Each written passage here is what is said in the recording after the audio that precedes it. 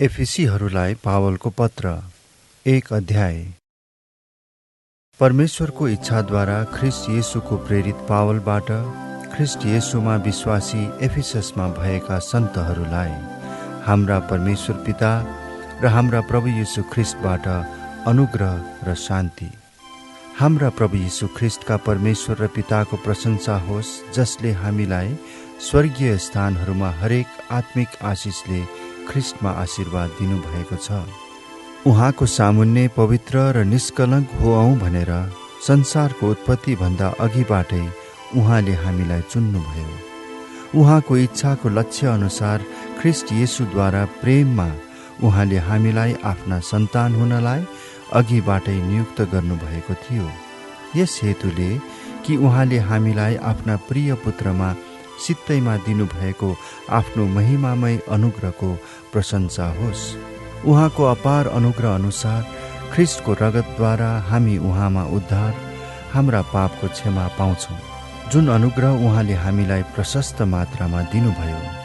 किनकि सम्पूर्ण बुद्धि र आन्तरिक समझमा ख्रिस्टमा राख्नु भएको उद्देश्य अनुसार उहाँले आफ्नो इच्छाको रहस्य हामीलाई जान्न दिनुभएको छ, ताकि समय पुरा भएपछि स्वर्ग र पृथ्वीमा भएका सबै थोकहरू ख्रिस्टको अधीनमा आउन्। उहाँमा, जसले सबै कुरा आफ्नो इच्छाको योजना अनुसार पुरा गर्नुहुन्छ, आफ्नो अभिप्राय अनुसार हामी ख्रिस्टमा पहिलेदेखि आशा राख्नेहरूलाई उहाँले आफ्नो महिमाको प्रशंसाको निम्ति जिउन सकौँ भनेर उहाँमा नै नियुक्त गर्नुभएको छ र छान्नु भएको छ। तिमीहरू जसले सत्यको वचन अर्थात् आफ्नो मुक्तिको सुसमाचार सुन्यौ र उहाँमा विश्वास गर्यौ, उहाँमा नै तिमीहरूलाई प्रतिज्ञा गरिएका पवित्र आत्माको छाप लगाइएको थियो।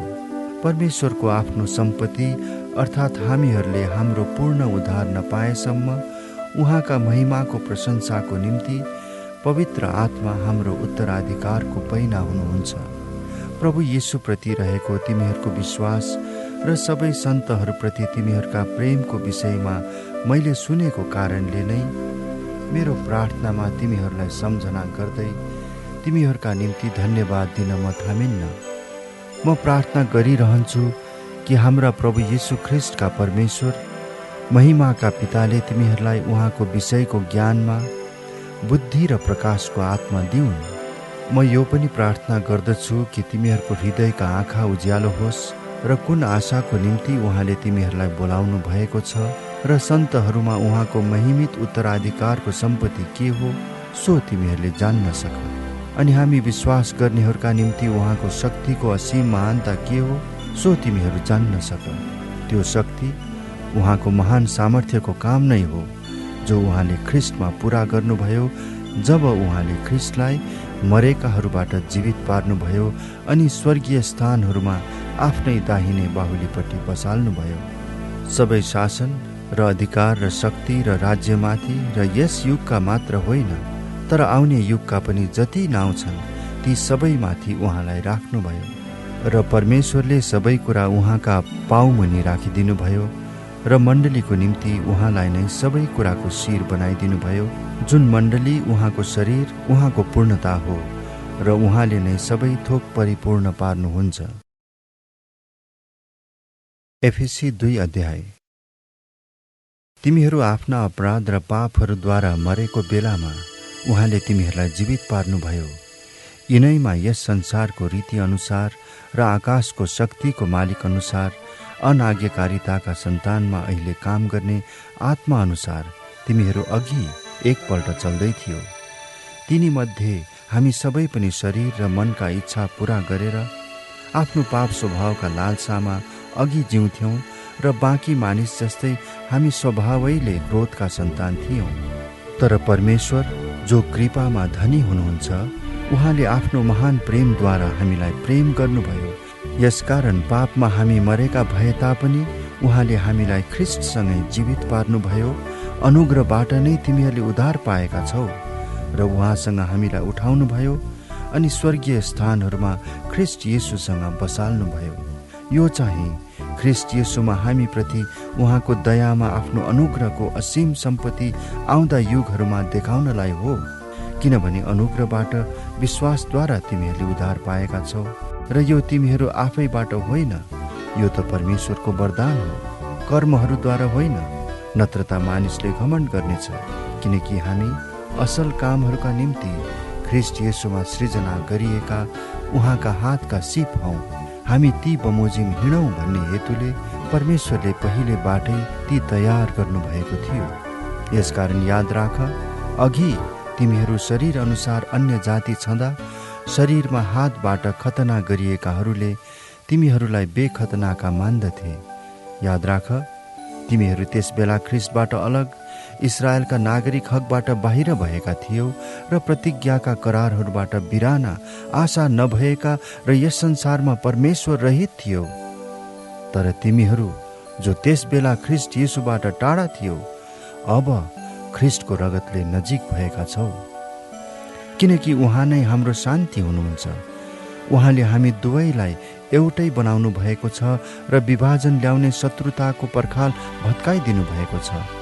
र उहाँले व्यवस्थालाई, त्यसका आज्ञाहरू र धार्मिक विधानहरू समेत आफ्नै शरीरमा खारिज गर्नुभएको छ कि यी दुईका सट्टामा उहाँले आफैमा एउटा नयाँ मानिस सृष्टि गरून् र यसरी शान्ति स्थापना होस्। अनि उहाँले क्रुसद्वारा हामी दुवैलाई एउटै शरीरमा परमेश्वरसँग मेल गराएर शत्रुतालाई शेष पार्नुभयो। उहाँले आएर तिमी टाढा भएका र नजिक भएकाहरूलाई मिलापको सुसमाचार सुनाउनु भयो। किनकि उहाँद्वारा नै हामी दुवैले एउटै पवित्र आत्मामा पिता कहाँ प्रवेश पाएका छौँ। यसरी अब तिमीहरू विदेशी र प्रवासी होइनौ, तर सन्तहरूसँग तिमीहरू सङ्गी नागरिक र परमेश्वरको परिवारका सदस्यहरू भएका छौ। त्यो घराना प्रेरितहरू र अगमवक्ताहरूको जगमाथि बसालेर निर्माण भएको छ र ख्रीष्ट येशू आफै चाहिँ मुख्य कुनै ढुङ्गो हुनुहुन्छ। उहाँमा पुरै घर ठिकसँग एकै साथ जोडिएर प्रभुमा एउटै पवित्र मन्दिर हुनलाई बढ्दै जान्छ। अनि पवित्र आत्मामा परमेश्वरको वासस्थान हुनलाई तिमीहरू पनि उहाँमा एकसाथ निर्माण हुँदै जान्छौ। एफेसी 3 अध्याय। यसै कारण म पावल, तिमी अन्य जातिहरूका पक्षमा ख्रीष्ट येशूको कैदी, तिमीहरूका निम्ति मलाई सुम्पिएको परमेश्वरका अनुग्रहको जिम्मेवारीको विषयमा तिमीहरूले पनि सुनेका छौ भन्ने मलाई लागेको छ, जुन चाहिँ प्रकाशद्वारा मलाई थाहा गराइएको रहस्य हो, जसको विषयमा मैले तिमीहरूलाई अघिबाटै छोटकरीमा लेखेको पनि थिएँ। जब तिमीहरू यो पढ्छौ, ख्रीष्टको रहस्यबारे मेरो आन्तरिक समझ के छ सो तिमीहरू बुझ्न सक्छौ। जुन कुरा उहाँका पवित्र प्रेरितहरू र अगमवक्ताहरूलाई पवित्र आत्माद्वारा अहिले प्रकट भएको छ, त्यो अरू पुस्ताका मानिसहरूलाई जनाइएको थिएन। अर्थात् सुसमाचारद्वारा नै अन्य जातिहरू सह उत्तराधिकारीहरू हुन्, एउटै शरीरका अङ्गहरू र ख्रीष्ट येशूमा रहेको प्रतिज्ञाका साझेदार हुन्। उहाँका शक्तिको कार्य अनुसार मलाई दिइएका परमेश्वरको त्यस अनुग्रहको वरदान बमोजिम यस सुसमाचारको म सेवक बनाइएको थिएँ। सबै सन्तहरूमा म अत्यन्त तुच्छ भए तापनि ख्रीष्टको अगम्य सम्पत्तिको सुसमाचार अन्य जातिहरूलाई प्रचार गरौँ भनेर मलाई यो अनुग्रह दिइयो। सबै कुरा सृजन हुने परमेश्वरमा युग युगदेखि लुप्त रहेका रहस्यको योजना के हो, सो सबै मानिसलाई खुलस्त गराउने अनुग्रह मलाई दिइयो, ताकि यसरी मण्डलीद्वारा परमेश्वरका विभिन्न किसिमका ज्ञान स्वर्गीय स्थानहरूमा शासकहरू र अख्तियारवालाहरूका माझमा प्रकट गरियोस्। यो चाहिँ ख्रीष्ट येशू हाम्रा प्रभुमा उहाँले पूरा गर्नुभएको अनन्त उद्देश्य अनुसार थियो। उहाँमाथि राखिएको हाम्रो विश्वासद्वारा साहस र दृढ भरोसामा हामी परमेश्वरमा प्रवेश पाउँछौँ। यसै कारण म तिमीहरूलाई निवेदन गर्दछु कि तिमीहरूका निम्ति मैले भोगिरहेको कष्टमा तिमीहरू हताश नहो, यी तिमीहरूका गौरव हुन्। यसै कारण म पिताको सामने आफ्ना घुँडा टेक्दछु, जसद्वारा स्वर्ग र पृथ्वीमा भएको हरेक परिवारको नाउँ राखिएको छ। म प्रार्थना गर्छु कि उहाँका महिमाको सम्पत्ति अनुसारको शक्तिले उहाँका आत्माद्वारा भित्री मनुष्यत्वमा तिमीहरूलाई शक्तिशाली पारुन् र विश्वासद्वारा ख्रीष्ट तिमीहरूका हृदयमा वास गरून् र प्रेममा जरा गाडिएका र दहरिला भएर सबै सन्तहरूसँग चौडाइ, लमाइ, उचाइ र गहिराई के रहेछ सो बुझ्ने शक्ति प्राप्त गर्न सक र ज्ञानलाई माथ गर्ने ख्रिस्टको प्रेमलाई थाहा पाउन सक, ताकि परमेश्वरको सारा पूर्णताले तिमीहरू भरिपूर्ण हो। उहाँलाई जसले हामीभित्र काम गर्ने उहाँको शक्ति अनुसार हामीले मागेको वा चिताएको भन्दा ज्यादै प्रशस्त मात्रामा गर्न सक्नुहुन्छ। उहाँलाई नै पुस्ता पुस्तासम्म मण्डली र ख्रिस्ट येशूमा सदा सर्वदा महिमा होस्। आमीन। एफेसी अध्याय 4। यसकारण म प्रभुको निम्ति एक कैदी तिमीहरूलाई आग्रहपूर्वक बिन्ती गर्दछु कि जुन बोलावटमा तिमीहरू बोलाइएका छौ त्यही योग्यको जीवन यापन गर, सारा दीनता, नम्रता र धैर्यसँग एउटाले अर्कालाई प्रेममा सहेर शान्तिको बन्धनमा पवित्र आत्माको एकता कायम राख्न प्रयत्न गर। शरीर एउटै छ र पवित्र आत्मा एउटै हुनुहुन्छ।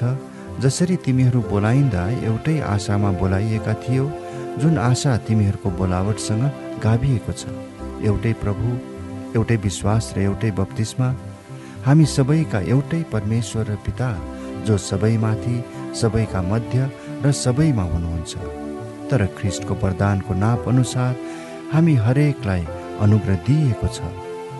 यसकारण यसो भनिएको छ, उहाँ उच्चमा चढी जानु हुँदा कैदलाई बन्दी बनाएर लानुभयो र मानिसहरूलाई वरदानहरू दिनुभयो। अब यो उच्चमा चढी जानुभयो भनेको चाहिँ के हो? केवल यही कि उहाँ पृथ्वीको तल्लो भागमा ओर्लनु पनि भयो। उहाँ जो ओर्लनु भयो उहाँ नै सारा स्वर्गहरूभन्दा धेरै माथि चढी जानुभयो, यस हेतुले कि समस्त थोकलाई उहाँले भरिपूर्ण पार्न सकुन्।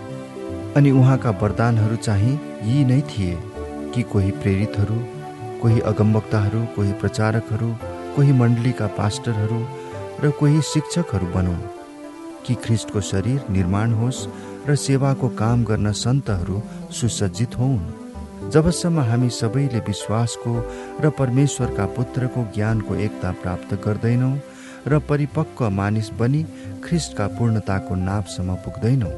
यसरी हामी छालले अघि पछि हुत्याइएका धार्मिक सिद्धान्तको प्रत्येक बतासले र मानिसहरूका जाल झेल धूर्तता र फट्याइले यताउता उडाइएका बालकहरू जस्ता नहौं, बरु प्रेमसित सत्य बोल्दै हरेक कुरामा हामी उहाँ समय अर्थात् ख्रिस्ट समय बढ्दै जाऔं, जो शिर हुनुहुन्छ। उहाँबाट नै सारा शरीर प्रत्येक जोड्नीद्वारा जोडिएको र बाँधिएको भई प्रत्येक भागले ठीक ठीक काम गरी सुगठित हुनेछ र प्रेममा वृद्धि हुँदै जानेछ।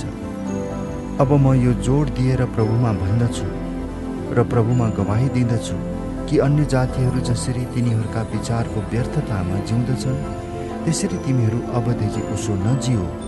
तिनीहरूका हृदयको कठोरताले ल्याएको तिनीहरूका अज्ञानताको कारणले तिनीहरू परमेश्वरको जीवनदेखि बिराना भएका छन् र तिनीहरूको समझ अन्धकारले भरिएको छ। तिनीहरू कठोर भएका छन् र हर किसिमका अशुद्ध काम गर्ने लालचमा परेर तिनीहरू छाडा भएका छन्। तर ख्रिस्टलाई त तिमीहरूले यसरी जानेका छैनौ। येशूमा भएको सत्यता अनुसार उहाँको विषयमा तिमीहरूले सुनेका र सिकाइएका छौ भनी म ठान्छु।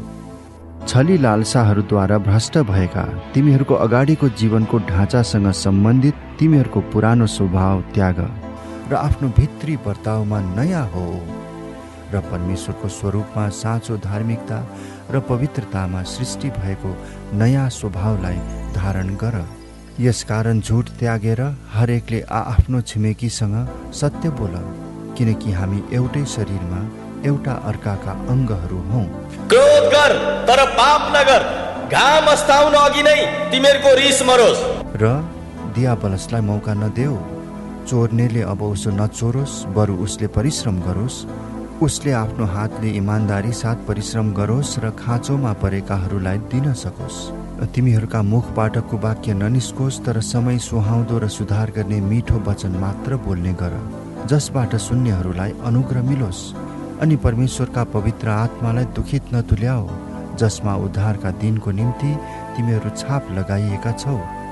सबै तितोपना, क्रोध र रिस, हो हल्ला र निन्दा, सबै किसिमका डाहा समेत तिमीहरूले त्यागिदेऊ। जसरी परमेश्वरले ख्रीष्टमा तिमीहरूलाई क्षमा गर्नुभयो, त्यसरी नै एउटाले अर्कालाई क्षमा गरेर तिमीहरू एउटा अर्काप्रति कोमल मनका र दयालु हो। एफएसी अध्याय 5। यसकारण तिमीहरू प्रिय बालकहरू झैं परमेश्वरको देखासिखी गर्नेहरू हो। तिमीहरू प्रेममा चल, जसरी ख्रीष्टले पनि हामीहरूसँग प्रेम गर्नुभयो र परमेश्वरको निम्ति सुगन्धित भेटी र बलिदान भएर आफैलाई हाम्रा निम्ति अर्पण गर्नुभयो।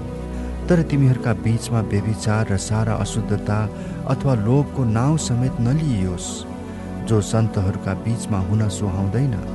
कुनै अश्लील कुरा, मूर्ख बातचित अथवा बेफाइदाको ठट्यौली नगर्नु, यी सुहाउने कुरा होइनन्, तर बरु धन्यवाद दिने काम होस्। किनकि यो त तिमीहरू निश्चय नै जान कि कुनै व्यभिचारी कि अशुद्ध मानिस अथवा लोभी मानिसलाई जो मूर्तिपूजक हो, ख्रीष्ट र परमेश्वरको राज्यमा कुनै उत्तराधिकार छैन। कसैले तिमीहरूलाई खोक्रा कुराले धोका नदियोस्, किनकि ती कुराको कारणले अनाज्ञाकारीहरूमाथि परमेश्वरको क्रोध पर्छ। यसकारण तिनीहरूसँग सहभागी नहो, किनकि एकपल्ट तिमीहरू अन्धकार थियो, तर अब प्रभुमा तिमीहरू उज्यालो भयो। ज्योतिका सन्तान झैं हिँडडुल गर, किनकि सबै भलाइ, धार्मिकता र सत्यतामा नै ज्योतिको फल पाइन्छ। र प्रभुलाई मनपर्ने के हो सो सिक्ने कोसिस गर। अन्धकारका निष्फल कार्यहरूमा भाग नलेऊ, बरु तिनलाई प्रकट गरिदेऊ, किनकि तिनीहरूले गुप्तमा गरेका कामहरूका विषयमा भन्नु पनि शर्मको कुरो हो। तर ज्योतिद्वारा कुनै कुरा प्रकट गरिँदा त्यो प्रष्टै देखिन्छ। त्यो कुरा जो प्रष्टै देखिन्छ त्यो ज्योति हो। यसैले यस्तो भनिएको छ, ए निन्द्रामा परेकाहरू, जागर मरेकाहरूबाट उठ र ख्रीष्टले तिमीहरूलाई प्रकाश दिनुहुनेछ। यसैले कसरी हिँड्छौ ध्यानसँग हेर, निर्बुद्धि मानिस जस्तो होइन, तर बुद्धिमान जस्तो। समयको पूरा सदुपयोग गर, किनकि दिन खराब छ। यसै कारण मूर्ख नहो, तर प्रभुको इच्छा के छ सो बुझ। दाख मध्यले नमातियो, कारण त्यो विलासिता हो, तर पवित्र आत्माले भरिपूर्ण हो। एउटाले अर्कासँग भजन, गीत र आत्मिक गानमा बोल्दै र आफ्नो सम्पूर्ण हृदयले प्रभुको निम्ति गाउँदै र धुन निकाल्दै सधैँ सबै कुराका निम्ति हाम्रा प्रभु येशूको नाउँमा परमेश्वर पितालाई धन्यवाद चढाओ। ख्रीष्टको श्रद्धामा एउटा अर्काको अधीनमा बस। पत्नी हो, प्रभुको अधीनमा रहे जस्तै आफ्ना पतिको अधीनमा बस, किनकि पति पत्नीको शिर हो, जसरी ख्रीष्ट मण्डलीको शिर हुनुहुन्छ, जुन मण्डली उहाँको शरीर हो र उहाँ स्वयं त्यसको मुक्तिदाता हुनुहुन्छ। जसरी मण्डली ख्रीष्टको अधीनमा छ, त्यसरी नै पत्नीहरू पनि हरेक कुरामा पतिहरूका अधीनमा रहन्। पति हो, आफ्ना पत्नीहरूलाई प्रेम गर, जसरी ख्रीष्टले पनि मण्डलीलाई प्रेम गर्नुभयो र त्यसको निम्ति आफूलाई अर्पण गर्नुभयो, यस हेतुले कि उहाँले त्यसलाई पानीले धोएर वचनद्वारा पवित्र पार्न सकुन् र उहाँले दाग वा चाउरी नभएको अथवा यस्ता कुनै कुरा नभएको तेजस्वी मण्डली आफू कहाँ प्रस्तुत गर्न सकुन्, र त्यो चाहिँ पवित्र र निष्खोट होस्। त्यसरी नै पतिहरूले पनि आफ्ना पत्नीलाई आफ्नै शरीरलाई झैं प्रेम गर्नुपर्छ। आफ्नी पत्नीलाई प्रेम गर्नेले आफैलाई प्रेम गर्छ, किनकि कुनै मानिसले कहिल्यै आफ्नो शरीरलाई घृणा गर्दैन, तर त्यसको कदर गरेर पालन पोषण गर्दछ, जसरी ख्रीष्टले पनि आफ्नो मण्डलीको निम्ति गर्नुहुन्छ, किनभने हामी उहाँका शरीरको अङ्ग हौं। यसकारण मानिसले आफ्ना बाबुआमालाई छोडेर आफ्नी स्वास्नीसँग मिलिरहन्छ र ती दुवै एउटै शरीर हुनेछन्। यो एउटा गम्भीर रहस्य हो, अनि यो कुरा म ख्रीष्ट र मण्डलीको सम्बन्धमा बोल्दछु। जे भए पनि तिमीहरू हरेकले आफ्नी पत्नीलाई आफैलाई झैं प्रेम गर र पत्नीले पनि आफ्ना पतिको आदर गरोस्। एफएसी अध्याय 6। छोरा छोरी हो, प्रभुमा आफ्ना आमा बाबुको आज्ञा पालन गर, किनकि यो उचित हो। आफ्ना बाबु र आमाको मान गर, जो प्रतिज्ञा सहितको पहिलो आज्ञा हो, कि तिमीहरूलाई भलो होस् र पृथ्वीमा तिमीहरू दीर्घायु हो। बाबु हो, आफ्ना छोरा छोरीलाई रिस नउठाओ, तर तिनीहरूलाई प्रभुको अनुशासन र शिक्षामा हुर्काओ। कमारा हो, डर र कम्पसाथ साँचो हृदयले ख्रिस्टलाई गरे झैँ यस संसारका तिमीहरूका मालिकहरूको आज्ञा पालन गर। मानिसहरूलाई खुसी पार्नेले झैँ आँखाको अघि मात्र देखावटी काम नगर, तर ख्रिस्टका दासहरू झैँ साँचो हृदयले परमेश्वरको इच्छा पूरा गर।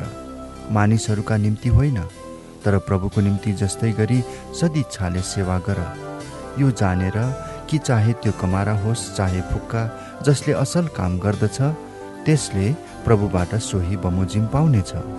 मालिक हो, आफ्ना कमाराहरूसँग त्यस्तै व्यवहार गर र धम्की दिन छोड, यो जानेर कि तिमीहरू दुवैका मालिक स्वर्गमा हुनुहुन्छ र उहाँमा पक्षपात छैन। अब अन्त्यमा प्रभुमा र उहाँका शक्तिको सामर्थ्यमा बलवान हो।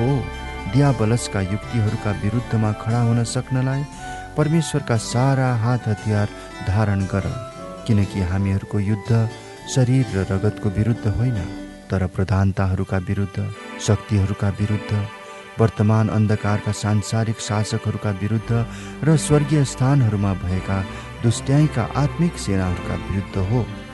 यसै कारण परमेश्वरका सारा हात हतियार उठाओ र यसरी खराब दिनको सामना गर्न सक र सबै काम गरेर खडा हुन सक्ने हो। यसकारण आफ्ना कमर सत्यले कसेर धार्मिकताको छाती पाता लाएर खडा हो र खुट्टामा मिलापको सुसमाचारका जुत्ता लाएर तयार हो। साथै विश्वासको ढाल उठाओ, जसबाट तिमीहरू दुष्टका सबै अग्निबाण निभाउन सक्नेछौ। मुक्तिको टोप लगाओ र पवित्र आत्माको तरवार ल्याओ, जो चाहिँ परमेश्वरको वचन हो। सारा प्रार्थना र निवेदन साथ सब समय पवित्र आत्मामा प्रार्थना गर। यस उद्देश्यले लगनशील र सतर्क भएर सबै सन्तहरूका निम्ति प्रार्थना गरिरहो। मेरो निम्ति पनि प्रार्थना गर कि जब म आफ्नो मुख खोल्छु तब मलाई वचन दिइयोस् र म निर्भयता साथ सुसमाचारको रहस्य घोषणा गर्न सकूँ, जसको निम्ति म साङ्गाले बाँधिएको एक राजदूत हुँ र जसरी मैले बोल्नुपर्ने हो त्यसरी म साहससँग बोल्न सकूँ। म कस्तो छु र के गरिरहेछु ती तिमीहरूलाई पनि थाहा होस् भनेर प्रिय भाइ र प्रभुमा विश्वासी सेवक तुखिकसले सबै कुरा तिमीहरूलाई बताउने छन्। हाम्रो हालचाल कस्तो छ तिमीहरूलाई थाहा होस् र तिमीहरूका हृदयलाई प्रोत्साहन मिलोस् भन्ने विचारले मैले तिनलाई तिमीहरू कहाँ पठाएको हुँ।